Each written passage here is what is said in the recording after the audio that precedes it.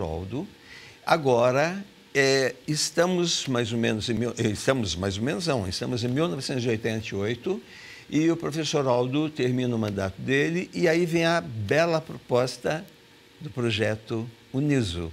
Então, professor Aldo, contando um pouco agora desse projeto maravilhoso que resultou nisso tudo onde nós estamos nesse momento. De fato, quando eu termino o mandato, no dia 15 de março de 1988, houve eleições para a diretoria. Quem assume é a professora Sônia Schebel. E há uma reunião da fundação,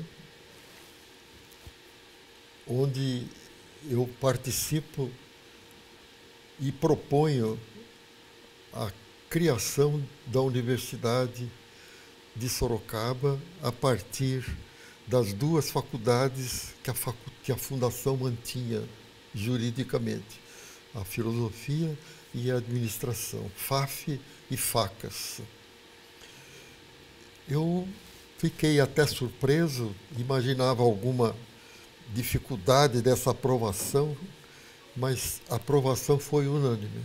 Uma outra questão levantada, mas a aprovação foi unânime.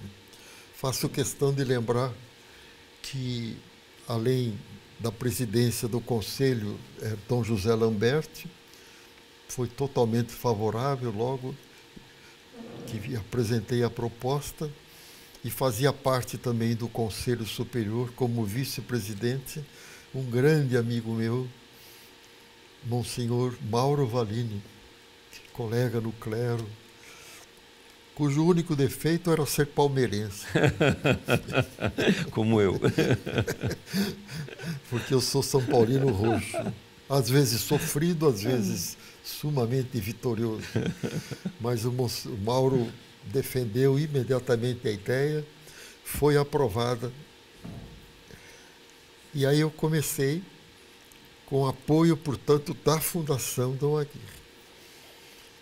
Claro que eu não ia trabalhar de graça, né? Tinha família, continuaria dando aulas ainda na faculdade, mas apenas 4 aulas por semana. Termina a reunião, no mesmo dia procurei a Prefeitura de Sorocaba, então prefeito Paulo Mendes, que foi aluno da FACAS, e foi pessoa muito ligada a mim. Desde menino ele me conhecia, porque ele era sobrinho neto do Monsenhor Cangro, que era o pároco da catedral, chamado pela população de Padre Chiquinho. Então Paulo Mendes vivia ali pela catedral. Até na pintura da catedral, em cima do altar-mor, lá em cima, a pintura dos 4 evangelistas. Um dos evangelistas, se não me engano, Mateus, está com o livro dos evangelhos, o pintor caracterizou assim, né? E há um menino do lado, e o menino é Paulo Mendes, Verdade. Pintado pelo pintor italiano da época, nosso amigo também, Bruno Di Giusti. Sim, Di Giusti. Paulo recebeu a ideia com muito entusiasmo. E a ideia era a prefeitura apoiar a proposta, me assumindo como funcionário da prefeitura, remunerado por tanto. E aí houve uma medida interessantíssima, hoje totalmente errada, proibida, mas na época passou. Ou seja, o Paulo me criou coordenador do ensino superior municipal. Que não existe. Não existe porque a prefeitura não tinha nenhuma faculdade aqui, e por outro nem podia ter, porque a lei de diretrizes e bases da época e até hoje determina claramente o ensino municipal só pode arcar com a educação Formação básica. A parte básica. Isso. Da creche até a nona, até o antigo colegial, até o terceiro do ensino médio. Isso. Mas o cargo foi criado, então, juntando o saláriozinho da fundação e o da prefeitura, dava para eu viver razoavelmente. Certo. Até porque esse processo durou 6 anos, né? De 15 de março de 88 a setembro de 94. Um processo, 6 anos, é longo, né? Sim. Eu via colegas de outras instituições de São Paulo e do país, colegas que eu encontrava em Brasília, que esse processo exigiu que eu fosse todo mês a Brasília, todo mês, às vezes 2 vezes. E eu via colegas ali que conseguiam as coisas com um passo de mágica, viu? Conversando com tal conselheiro, falando com tal funcionário do MEC, convidando para almoçar junto, oferecendo carro no aeroporto para levar o fulano daqui para lá, coisa que eu não tinha condição nenhuma. E, a bem da verdade, não tinha nem estômago para isso. Eu pegava ônibus do aeroporto até lá, o MEC. Uma vez eu consegui o carro, o deputado federal Teodoro Mendes, era o deputado federal da época de Sorocaba. Eu pedi e ele me concedeu essa grande honra, esse grande bico. O carro dele, ele mandou me pegar no aeroporto para me levar até o centro de Brasília. Mas eu realmente não via com bons olhos aquela sistemática de envolvimento de pessoas-chave para apressar o processo. Sim. E era muito chá de banco, muito chá de banco. Sim. Mas tudo muito válido, muito... E que, graças a Deus, eu tive muita força para enfrentar tudo isso. Me lembro até de coisas interessantes. Às vezes, eu fui professor de português muitos anos, né?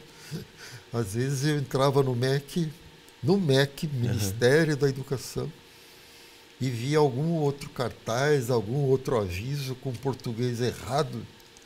Me lembro que uma vez o próprio elevador que levava ao gabinete do ministro, que eu precisava chegar perto lá, pelo menos no oficial de gabinete, mas antes de o elevador subir, olhei um avisozinho lá, imediatamente peguei a minha bique e corrigi lá.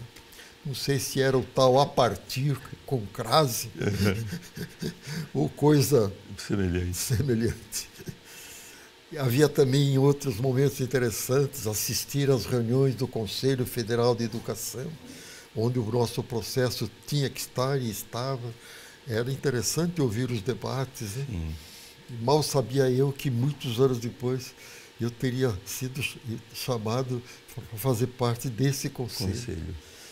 E o contato direto também com um outro conselheiro da época, mais afável, mais acessível, também era muito interessante. Por que tantas idas e vindas a Brasília? Porque lá estava o processo e era a tramitação normal da época.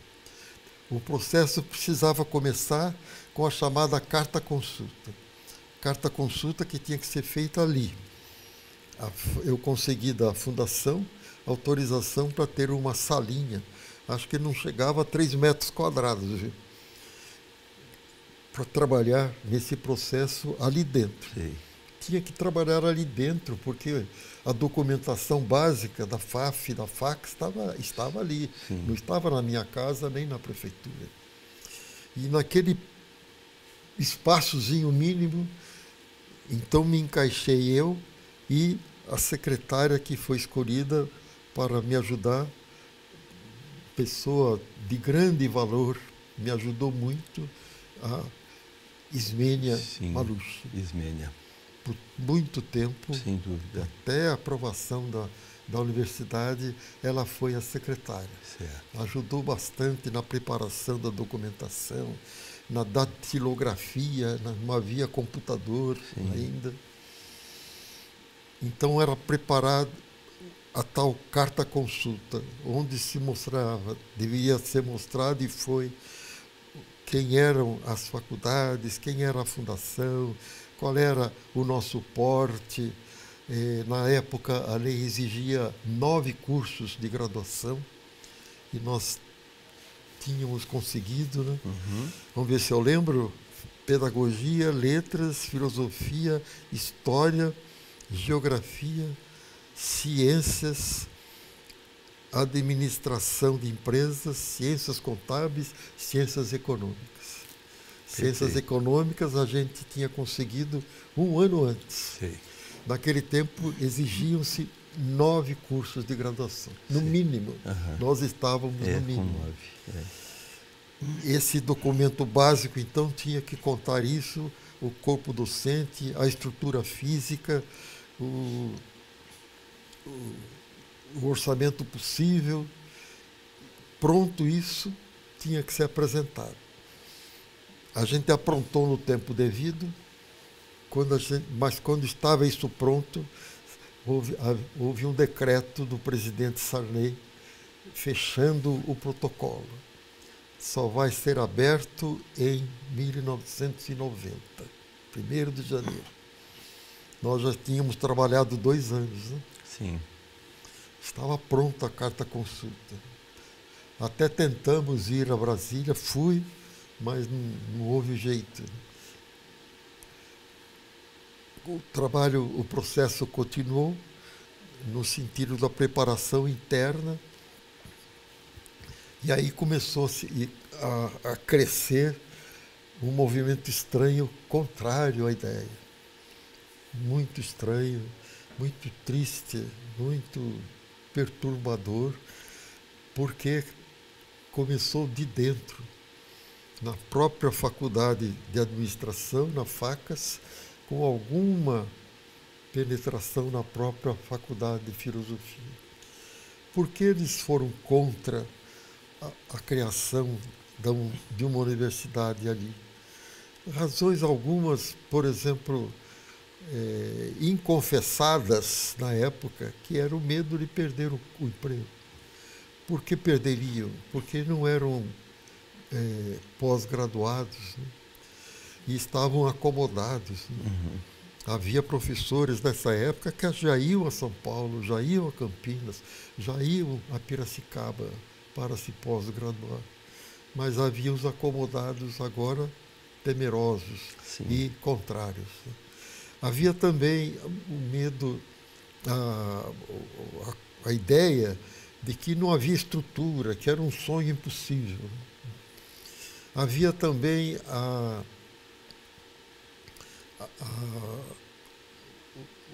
disseminação, a contaminação dessas ideias negativas no próprio corpo discente. E aí, centros acadêmicos trabalhando contra, pelo menos alguns grupos lá dentro. Isso também acontecia fora. Infelizmente, o Partido dos Trabalhadores em Sorocaba também era contra.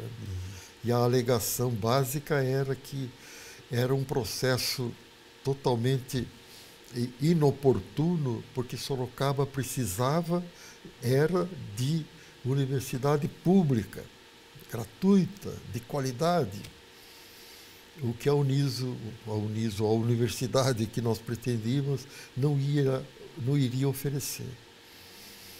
A luta, portanto, para arrefecer essa força contrária foi muito grande, né? Passei a escrever nos jornais quase que diariamente, explicando o que é a universidade. Esse era um ponto básico. Sorocaba não tinha noção do que era a universidade. A PUC estava em Sorocaba há muitos anos, mas com uma faculdade isolada, e com uma dependência absoluta da direção lá em São Paulo. Então, a Faculdade de Medicina em Sorocaba era a Faculdade de Medicina. Sim. Não era vista como um grande ponto de uma universidade em Sorocaba. A população não tinha ideia do que é universidade.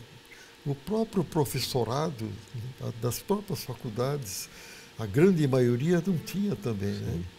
Eu mesmo consegui crescer nessa ideia, nesse conhecimento, um pouco porque eu vim de universidades, né? Na Europa,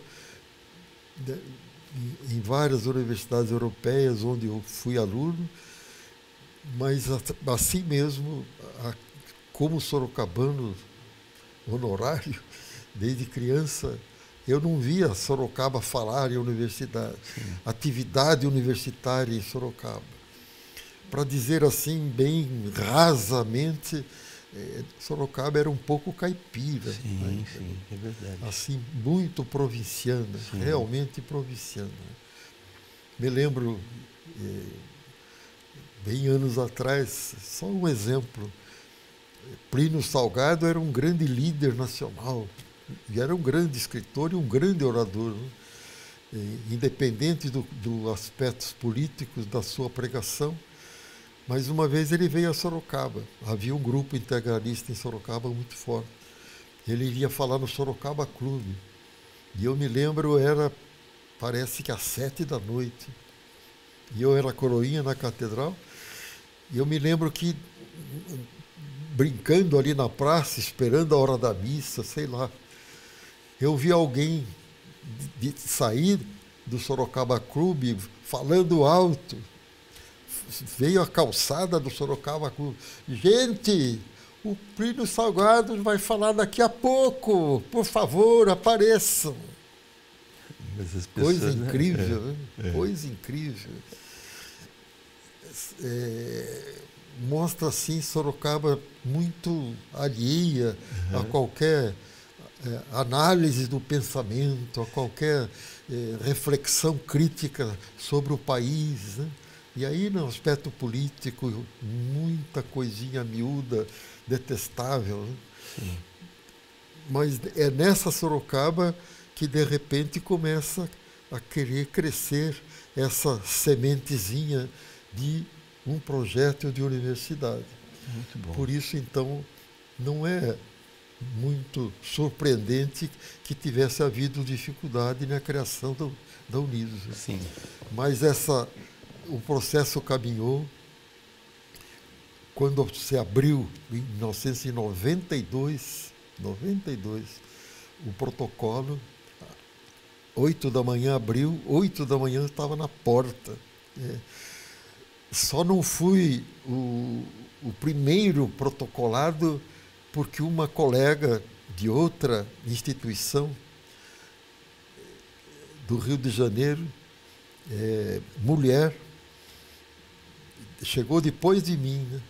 Mas chegou assim, falante, vistosa, bonitona, e eu já via durante os anos do processo, de 88 até 92, a gente já se encontrara inúmeras vezes, e eu já tinha visto o jeito dela trabalhar muito diferente do meu, né?